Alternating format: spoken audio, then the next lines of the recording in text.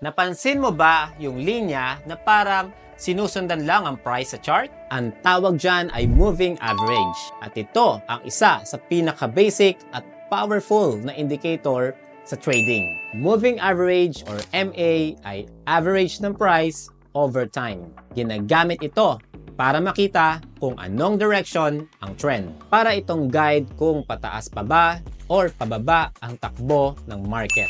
Types of moving average. 1. Simple moving average or SMA. Kino-compute ang average price ng last X candles. Mas smooth pero mas mabagal mag-react. Number 2. Exponential moving average or EMA. Mas mabilis mag-react sa price. Mas ginagamit ng short-term traders dahil mas sensitive sa galaw.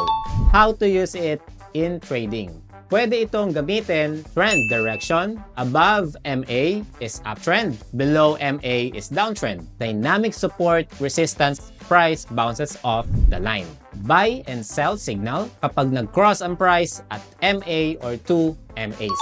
Bonus tip, best MA settings for beginners. Common beginner setup. 50 EMA for short to mid-term trend. 200 EMA for long-term trend. Kapag nag-cross ang 50 EMA above 200 EMA is golden cross o buy signal. Kapag baliktad, dead cross or sell signal. Ngayon, alam mo na kung paano gamitin ang moving average. Next, alamin naman natin ang RSI, isang indicator na nagsasabi kung overbought or oversold na ang market. Click the link sa description para mapanood ang next video. Gusto mo bang matutong gumamit ng indicators with guidance? Sumali sa aming free 3-day Forex Bootcamp. Live chart practice, indicator breakdown. Register now, link sa description or comment section.